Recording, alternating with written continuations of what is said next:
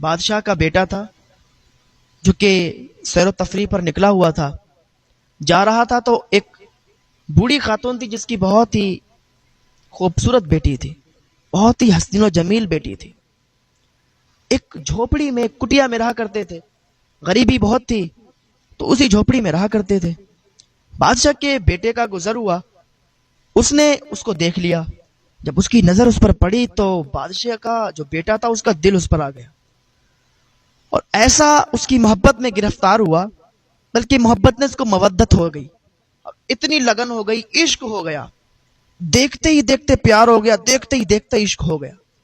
اور جب عشق ہو جاتا ہے، محبت تو الگ چیز ہے، عشق الگ چیز ہے۔ عشق میں اگر معشوق سامنے نہ رہے تو پھر ایسا لگتا ہے کہ اب روح نکل جائے گی، اب جان نکل جائے گی۔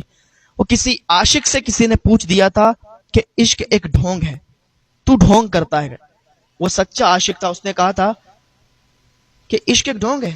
نہیں، تجھے عشق ہو خدا کرے، پھر تجھے اس سے کوئی جدا کرے، تو اسی کا نام جپا کرے، اسے تسبیحوں پہ پڑھا کرے، پھر میں تجھ سے کہوں عشق ایک ڈھونگ ہے، تو نہیں نہیں کہا کرے۔ تو عشق جسے ہو جاتا ہے تو پھر وہ یہ چاہتا ہے کہ معشوق اس کا ہمیشہ اس کے سامنے رہے، اس کے پاس ہے۔ تو بادشاہ کے بیٹے کو عشق ہو گیا اس لڑکی سے۔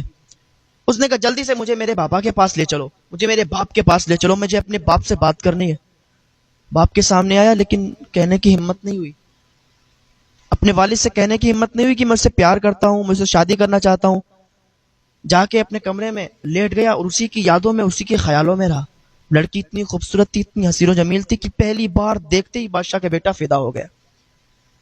صبح ہوئی، رات گزار دی، جاگتے جاگتے صبح ہوئی تو آنکھیں سوجی ہوئی تھی۔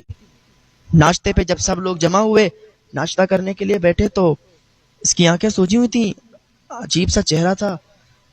اور جب انسان کسی کی سوچ میں، کسی کی یادوں میں ہوتا ہے، جب انسان پر کوئی ٹینشن ہوتی ہے تو پھر اس کی ٹینشن الگ ہی دکھتی ہے کہ اسے یہ ٹینشن ہے۔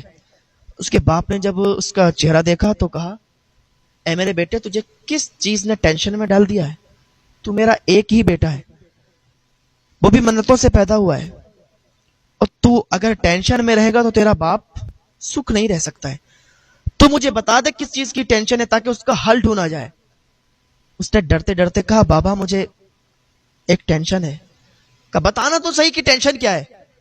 کہا بابا مجھے ایک لڑکی سے پیار ہو گیا ہے، مجھے ایک لڑکی سے عشق ہو گیا ہے، اور میں نے اس لڑکی کو دیکھا جب سے میرے دل میں عجیب عجیب خیالات آ رہے ہیں۔ میں چاہتا ہوں کہ میں اسی سے شادی کروں، اگر میری اس سے شادی نہیں ہوئی نا تو میں مر جاؤں گا بابا، میری جان ہی نکل جائے گی، میری روح نکل جائے گی۔ بابا مجھے محبت نہیں، مجھے عشق ہوا ہے۔ اس نے کہا میرے بیٹے تو پھر تو ٹینشن میں کیوں ہے؟ تو نے مجھے پہلے کیوں نہیں بتایا؟ اب ٹینشن ہٹا دے، ٹینشن دور رکھ، کہیں بھی کوئی بھی ہو میں تیری شادی اس سے کراؤں گا۔ اس نے سنا، خوش ہو گیا کہ میرا باپ راضی ہو گیا، تو پھر کوئی ٹینشن کی بات ہی نہیں ہے، وہ ٹھیک ہو گیا۔ اس کے باپ نے جلدی جلدی لوگوں کو جمع کیا، وزیروں کو جمع کیا، اور کہا سنو اس لڑکی کا ایڈریس پتہ لگاؤ کہاں پر ہے وہ، ہم خود جائیں گے رشتہ لے کر اور اپنے بیٹے کی شادی اس لڑکی سے کرائیں گے۔ بیٹا بہت خوش تھا۔ بادشاہ اپنے کچھ لوگوں کے ساتھ، اپنے وزیروں کے ساتھ، اپنے لوگوں کے ساتھ اس کے دروازے پر پہنچ گیا۔ جیسے اس کے دروازے پر پہنچا تو عورت نے دور سے دیکھ لیا کہ بادشاہ آ رہا ہے۔ عورت من ہی من میں سوچنے لگی کہ اب اس کی تباہی کا وقت آ گیا ہے، اب اس کی تباہی کا وقت شروع ہو گیا ہے، اب یہ تباہ و برباد ہو جائے گا۔ کیا معاملہ ہے؟ عورت ایسا کیوں کہہ رہی ہے؟ معاملہ بڑا عجیب ہے، معاملہ بڑا گمبھیر ہے، کیونکہ اللہ کا ترازو صرف انصاف کرتا ہے، اللہ کا ترازو صرف انصاف تولتا ہے۔ میں نے کیا بتایا تھا؟ اگر آپ کسی کے ساتھ برا کریں گے آپ کے ساتھ بھی برا ہوگا۔ لڑکی کی جو ماں تھی وہ اندر نقاب اوڑھ کر بیٹھ گئی۔ بادشاہ دروازے پر آیا، دروازہ کھٹکھٹایا، اس نے لڑکی سے کہا جاؤ دیکھو کون آیا ہے۔ جیسے ہی دروازہ کھٹکھٹایا لڑکی نے دروازہ کھولا، کہا کون ہو آپ؟ کہا میں بادشاہ ہوں اور اپنے بیٹے کا رشتہ تیرے ساتھ جوڑنے کے لیے آیا ہوں، تیرا ہاتھ مانگنے کے لیے آیا ہوں۔ تیری ماں کہاں ہے؟ تو اپنی ماں سے پوچھ لے، تیری ماں جیسا کہے گی ویسا ہی رسم و رواج سے ہم شادی کریں گے، تو اپنی ماں سے پوچھ لے۔ تیری ماں کہاں ہے؟ سامنے بلا۔ تو بادشاہ نے جب اتنا کہا، لڑکی نے کہا میری ماں نقاب میں رہتی ہے، میری ماں سامنے نہیں آتی۔ کہا آپ ایک منٹ رکو، میں ماں سے پوچھ کے آتی ہوں۔ لڑکی ماں کے پاس گئی، کہا ماں بادشاہ آیا ہے۔ عورت تو سوچ رہی تھی کہ مجھے معلوم ہے بادشاہ کس نیت سے آیا ہے۔ کہا ماں وہ رشتہ لے کے آیا ہے۔ وہ کہتا اپنے بیٹے کی شادی تجھ سے کرائیں گے، تیرا ہاتھ مانگنے کے لیے آئے ہیں۔ اس نے کہا ٹھیک ہے، مجھے منظور ہے، میں راضی ہوں۔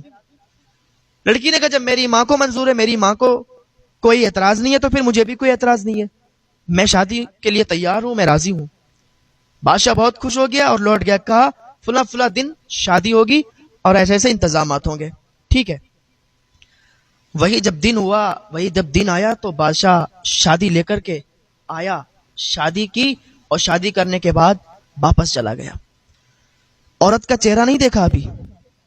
محل میں سارے لوگ جمع تھے، فنکشن کا ماحول تھا، شادی کا ماحول تھا، سارے لوگ جمع تھے۔ اسی دوران بادشاہ کا ایک دوست تھا جو کہ بہت عزیز اور بہت خاص دوست تھا۔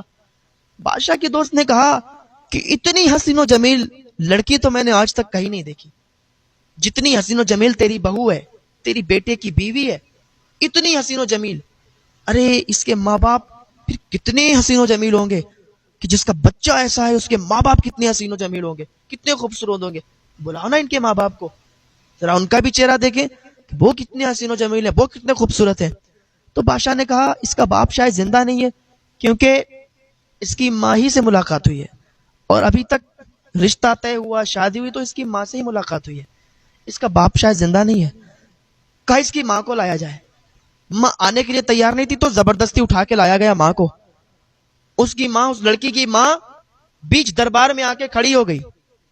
بادشاہ نے کہا کہ آپ اپنے نقاب کو ہٹا لیں، لوگ آپ کا چہرہ دیکھنا چاہتے ہیں اور آپ کی تعریف کرنا چاہتے ہیں کہ جس کی بیٹی اتنی خوبصورت ہے اس کی ماں کتنی خوبصورت ہوگی، کتنی اچھی اس کی ماں ہوگی کہ جس نے ایسی بچی کو جنم دیا گیا، ایسی خوبصورت لڑکی کو پیدا کیا گیا، آپ اپنا نقاب ہٹائیں۔ اس نے کہا بادشاہ میں نقاب نہیں ہٹا سکتی۔ کہا ہٹا لیجئے ورنہ زبردستی کی جائے گی۔ اس نے کہا اچھا ایسی بات ہے تو سنو، ٹھیک ہے میں اپنے نقاب کو ہٹاتی ہوں۔ جیسے اس خاتون نے نقاب کو اٹھایا، جیسے اس نے اپنے پردے کو اٹھایا تھا تو بادشاہ کے پیروں کے نیچے سے زمین کھسک گئی، بادشاہ کے پیروں کے نیچے سے زمین کھسک گئی۔ کہو خاتون تو کہاں سے آ گئی، تو ابھی تک زندہ ہے؟ کہاں میں ابھی تک زندہ ہوں۔ سارے لوگ دیکھ رہے تھے لیکن اللہ کا ترازو صرف انصاف تولتا ہے۔